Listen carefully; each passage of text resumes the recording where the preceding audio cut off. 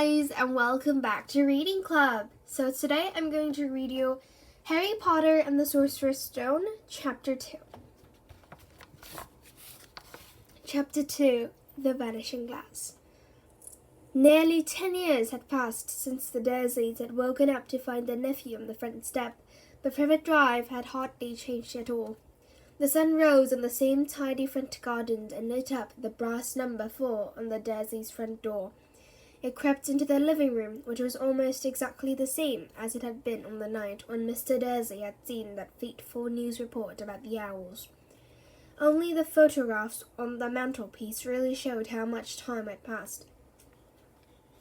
10 years ago, there had been lots of pictures of what looked like a large pink beach ball wearing different coloured bonnets, but Dudley Dursley was no longer a baby, and now the photographs showed a large blonde boy riding his first bicycle on a carousel at the fair, playing a computer game with his father, being hugged and kissed by his mother. The room held no sign at all that another boy lived in the house too. Yet Harry Potter was still there, asleep at the moment, but not for long. His Aunt Petunia was awake, and it was her shrill voice that made the first noise of the day. "Up! Get up! Now!" Harry awoke with a start. His aunt rapped on the door again. "Up!" she screeched. Harry heard her walking towards the kitchen and then the sound of the frying pan being put on the stove. He rolled onto his back and tried to remember the dream he had been having. It had been a good one. There had been a flying motorcycle in it. He had a funny feeling he'd had the same dream before. His aunt was back outside the door. "Are you up, pet?" she demanded. "Nearly," said Harry. "Well, get a move on. I want you to look after the bacon, and don't you dare let it burn. I want everything perfect on Dudley's birthday." Harry groaned. "What did you say?" His aunt snapped through the door. Nothing. Dudley's birthday. How could he have forgotten?" Harry got slowly out of bed and started looking for socks. He found a pair under his bed, and after pulling a spider off one of them, put them on. Harry was used to spiders because the cupboard under the stairs was full of them, and that was where he slept. When he was dressed, he went down the hall into the kitchen. The table was almost hidden beneath all Dudley's birthday presents. It looked as though Dudley had gotten the new computer he wanted, not to mention the second television and the racing bike. Exactly why Dudley wanted a racing bike was a mystery to Harry, as Dudley was very fat and hated exercise, unless, of course, it involved punching somebody. Dudley's favourite punching bag was Harry, but he couldn't often catch him. Harry didn't look it, but he was very fast.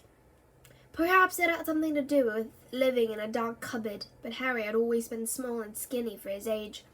He looked even smaller and skinnier than he really was, because all he had to wear were old clothes of Dudley's, and Dudley was about 4 times bigger than he was. Harry had a thin face, knobbly knees, black hair, and bright green eyes. He wore round glasses held together with a lot of Scotch tape because of all the times Dudley had punched him on the nose. The only thing Harry liked about his own appearance was a very thin scar on his forehead that was shaped like a bolt of lightning.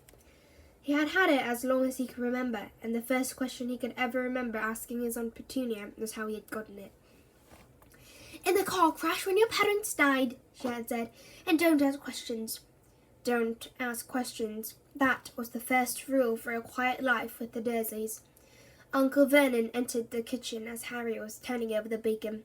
"Comb your hair!" he barked by the way of a morning greeting. About once a week, Uncle Vernon looked over the top of his newspaper and shouted that Harry needed a haircut. Harry must have had more haircuts than the rest of the boys in his class put together, but it made no difference. His hair simply grew that way, all over the place. Harry was frying eggs by the time Dudley arrived in the kitchen with his mother. Dudley looked a lot like Uncle Vernon.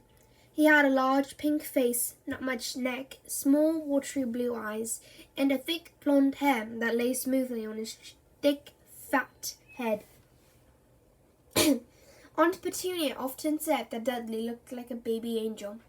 Harry often said that Dudley looked like a pig in a wig. Harry put the plates of egg and bacon on the table, which was difficult as there wasn't much room. Dudley, meanwhile, was counting his presents.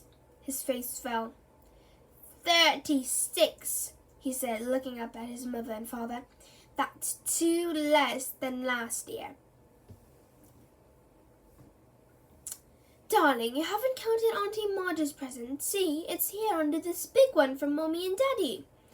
All right, 37 then, said Dudley, going red in the face. Harry, who could see a huge Dudley tantrum coming on, began wolfing down his bacon as fast as possible in case Dudley turned the table over.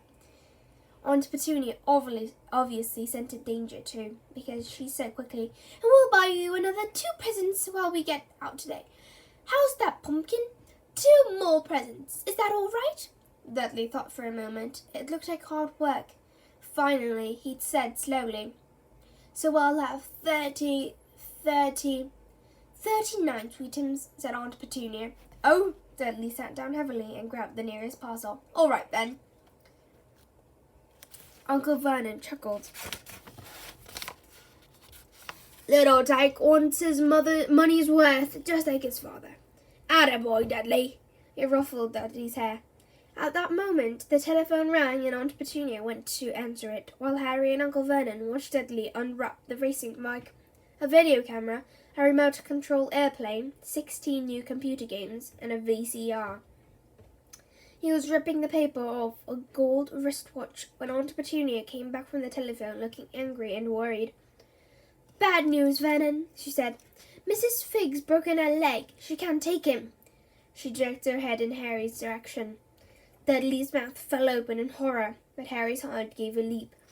Every year on Dudley's birthday, his parents took him and a friend out for the day, to adventure parks, hamburger restaurants, or the movies.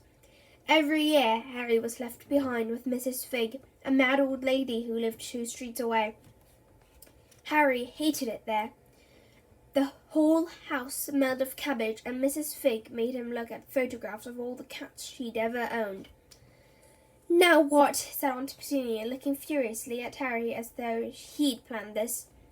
Harry knew he ought to feel sorry that Mrs. Figg had broken her leg, but it wasn't easy when he reminded himself it would be a whole year before he had to look at Tipples, Snowy, Mr. Paws, and Tufty again. "We could phone Marge," Uncle Vernon suggested. "Don't be silly, Vernon. She hates the boy." The Dursleys often spoke about Harry like this, as though he wasn't there, or rather, as though he was something very nasty that couldn't understand them like a slug. "What about what's her name? Your friend? Ivani?" "On vacation in Majorca," snapped Aunt Petunia. "You could just leave me here," Harry put in hopefully. He'd be able to watch what he wanted on television for a change, and maybe even have a go on Dudley's computer. Aunt Petunia looked at it as though she just swallowed a lemon. "And come back and found the house in ruins?" she snarled. "I won't blow up the house," said Harry, but they weren't listening. "I suppose we could take him to the zoo," said Aunt Petunia slowly, "and leave him in the car." "That car's new. He's not sitting in it alone." Dudley began to cry loudly. In fact, he wasn't really crying. It had been years since he'd really cried, but he knew that if he screwed up his face and wailed, his mother would give him anything he wanted. "Dinky Duddydums, don't cry. Mommy won't let him spoil your special day," she cried, flinging her arms toward him. "I do not want him to come," Dudley yelled between huge, pretended sobs. "He always spoils everything." He shot Harry a nasty grin through the gap in his mother's arms. Just then the doorbell rang. "Oh, good Lord, they're here," said Aunt Petunia frantically. And a moment later, Dudley's best friend, Pyrrhus Porkis, walked in with his mother. Pyrrhus was a scrawny boy with a face like a rat. He was usually the one who held people's arms behind their backs while Dudley hit them. Dudley stopped pretending to cry at once. Half an hour later, Harry, who couldn't believe his luck, was sitting in the back of the Dursleys' car with Pyrrhus and Dudley, on the way to the zoo for the first time in his life. His aunt and uncle hadn't been able to think of anything else to do with him, but before they'd left, Uncle Vernon had taken Harry aside. I'm warning you, he had said, putting his large purple face right up close to Harry. I'm warning you now, boy. Any funny business, anything at all, and you'll be in the cupboard from now until Christmas.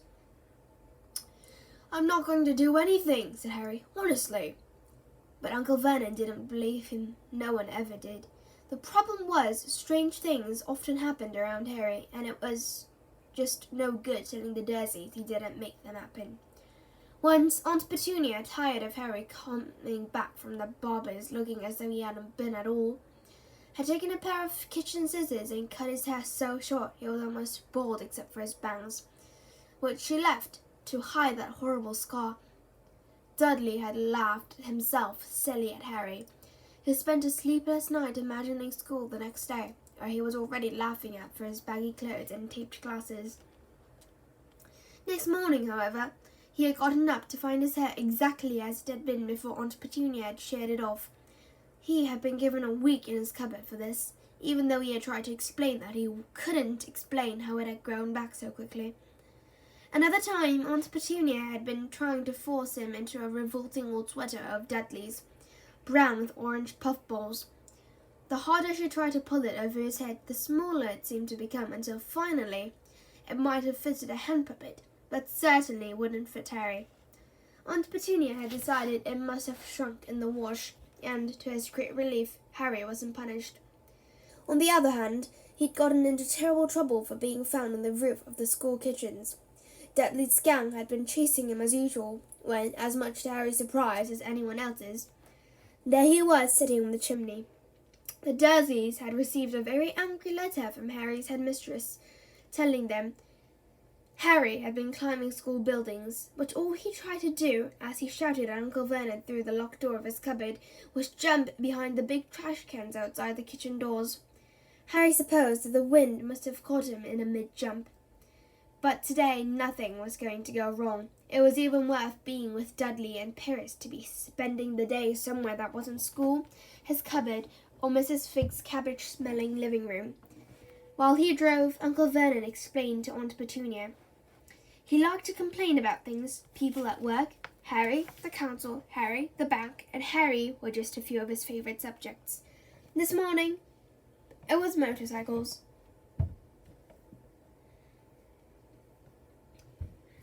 Roaring along like maniacs, the young hoodlums, he said as a motorcycle overtook them. I had a dream about a motorcycle, said Harry, remembering suddenly. It was flying.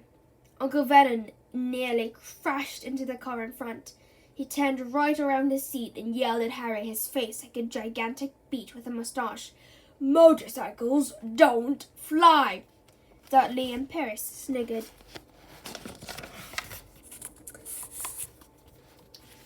I know they don't, said Harry. It was only a dream.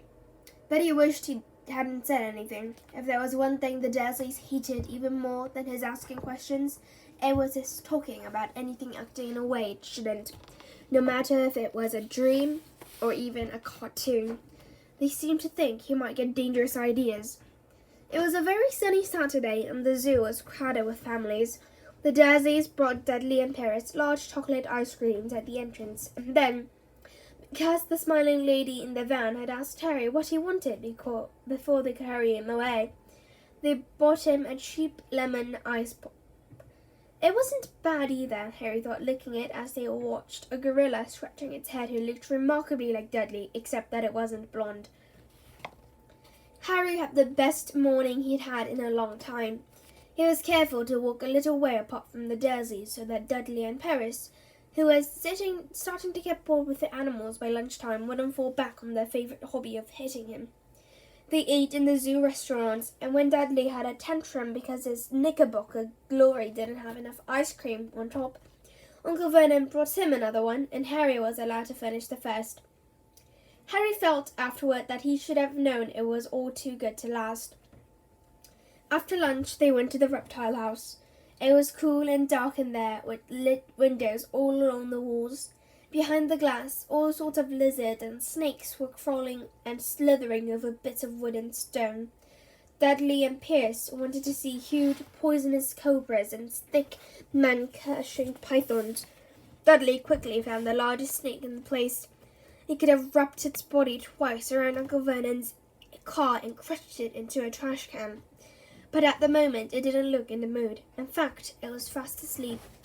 Dudley stood with his nose pressed against the glass, snarling at the glistening brown coils. "Make it move," he whined at his father. Uncle Vernon tapped on the glass, but the snake didn't budge. "Do it again," Dudley ordered. Uncle Vernon rapped the glass smartly with his knuckle, but the snake just snoozed on. "This is boring," Dudley moaned. He shuffled away. Harry moved in front of the tank and looked intently at the snake. He wouldn't have been surprised if it had died of boredom itself. No company except stupid people drumming their fingers in the glass, trying to disturb it all day long. It was worse than having a cupboard as a bedroom, where the only visitor was Aunt Petunia hammering on the door to wake you up. At least he got to visit the rest of the house. The snake suddenly opened its beady eyes. Slowly, very slowly, it raised its head until its eyes were on a level with Harry's. It winked. Harry stared. Then he looked quickly around to see if anyone was watching. They weren't. He looked back at the snake and winked too. The snake jerked his head toward Uncle Vernon and Dudley, then raised its eyes to the ceiling. It gave Harry a look that said quite plainly, "I get that all the time." "I know," Harry murmured through the glass, though he wasn't sure the snake could hear him. It must be really annoying. The snake nodded vigorously. "Where did it come from anyway?" Harry asked. The snake jabbed its tail at a little sign next to the glass. Harry peered at it. "Boa constrictor, Brazil." Was it nice there? The boa constrictor jabbed its tail at the sign again, and Harry read on. "This specimen was bred in the zoo." "Oh, I see. So you've never been to Brazil?" As the snake shook its head, a deafening shout behind Harry made both of them jump. "Dudley! Mr. Darcy! Come and look at the snake! You won't believe what it's doing!" Dudley came waddling toward them as fast as he could. "Out of the way, you!" he said, punching Harry in the ribs. Caught by surprise, Harry fell hard on the concrete floor. What came next was so fast, no one saw how it happened. 1 second, Privet and Dudley were leaning right up close to the glass. The second, they had leapt back with howls of horror. Harry sat up and gasped. The glass front of the boa constrictor's tank had vanished. The great snake was uncoiling itself rapidly, slithering out onto the floor. People throughout the reptile house screamed and started running for the exits. As the snake slid swiftly past him, Harry could have sworn a low, hissing voice said, "Brazil, here I come. Thanks, amigo." The keeper of the reptile house was in shock. "But the glass," he kept saying. "Where did the glass go?" The zoo director himself made Aunt Petunia a cup of strong sweet tea while he apologized over and over again. Piers and Dudley could only gibber. As far as Harry had seen, the snake hadn't done anything except snap peacefully at their heels as it passed. But by the time they were all back in Uncle Vernon's car, Dudley was telling them how it had nearly bitten off its leg, while Piers was swearing it had tried to squeeze him to death. The worst of all for Harry at last was Piers calming down enough to say, "Harry was talking to it, weren't you, Harry?" Uncle Vernon waited until Piers was safely out of the house before starting on Harry. He was so angry he could hardly speak. He managed to say, "Go, cupboard, stay, no meals," before he collapsed into a chair and Aunt Petunia had to run and get him a large brandy. Harry lay in his dark cupboard much later, wishing he had a watch. He didn't know what time it was, and he couldn't be sure the Dursleys were asleep yet. Until they were, he couldn't risk sneaking to the kitchen for some food. He'd lived with the Dursleys almost 10 years, 10 miserable years, as long as he could remember, ever since he'd been a baby and his parents had died in their car crash. He couldn't remember being in the car when his parents had died. Sometimes, when he strained his memory during long hours in his cupboard, he came up with a strange vision, a blinding flash of green light and a burning pain on his forehead. This, he supposed, was the crash, though he couldn't imagine where all the green light came from. He couldn't remember his parents at all. His aunt and uncle never spoke about them, and of course he was forbidden to ask questions. There were no photographs of them in the house. When he had been younger, Harry had dreamed and dreamed of some unknown relation coming to take him away, but it had never happened. The Dursleys were his only family, yet sometimes he thought, or maybe hoped, that strangers in the street seemed to know him. Very strange strangers they were, too. A tiny man in a violet top hat had bowed to him once out shopping with Aunt Petunia and Dudley. After asking Harry furiously if he knew the man, Aunt Petunia had rushed out of the shop without buying anything. A wild-looking old woman dressed in all green had waved merrily at him once on a bus. A bald man in a very long purple coat had actually shaken his hand in the street the other day, and then walked away without a word. The weirdest thing about all these people was the way they seemed to vanish the second Harry tried to get a closer look. At school, Harry had no one.